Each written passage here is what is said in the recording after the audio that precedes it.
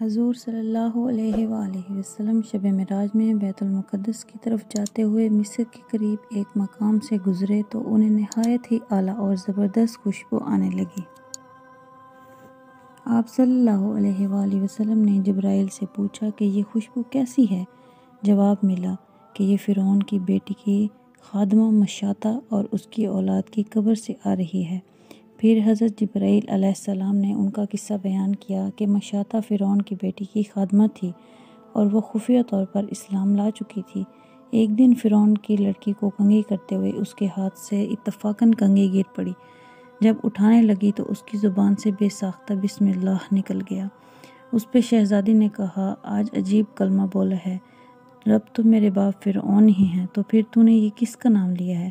اس نے جواب دیا، فرعون رب نہیں بلکہ وہ رب اللہ ہے جو مجھے اور تجھے اور خود فرعون کو روزی دیتا ہے۔ شہزادی نے کہا، اچھا تو میرے باپ کے سوا کسی اور کو اپنا رب مانتی ہے؟ اس نے جواب دیا، ہاں ہاں، تیرا، میرا اور تیرے باپ کا سب کا رب اللہ تعالیٰ ہی ہے۔ شہزادی نے اپنے باپ سے کہلوایا، وہ سخت غضبناک ہوا۔ اس نے اسی وقت پر سر دربار اس خادمہ کو بلا بھیجا اور کہا، تو میرے سوا کسی اور کو اپنا رب مانتی ہے؟ اس نے کہا، میرا اور تیرا رب اللہ تعالیٰ ہی ہے جو بلندیوں اور بزرگی والا اور پوری کائنات کا مالک ہے۔ فرعون نے اسی وقت حکم دیا کہ آگ جلائی جائے اور اس کو اور اس بچوں کو ایک ایک کر کے اس میں ڈالا جائے، آخر میں خود اسے بھی اس میں ڈالا جائے۔ چنانچہ آگ جلائی گئی۔ اس نے کہا، بادشاہ ایک درخواست میری منظور کرو، یہ کہ میری بچوں کی ہڈیوں کو ایک ہی جگہ ڈال دینا۔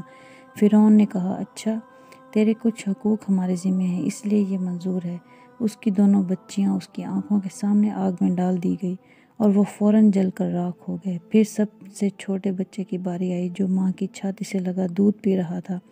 فرعون کے سپاہیوں نے اسے گھسیٹا، اس نیک بندی کی آنکھوں تلے اندھیرا چھا گیا۔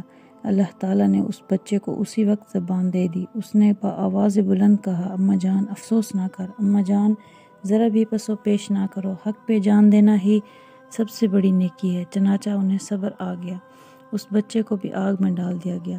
آخر میں ان کی ماں کو بھی اس آگ میں جلا کر مار دیا گیا۔ یہ خوشبو کی مہکیں اس کے جنتی محل سے آ رہی تھی۔ سبحان اللہ۔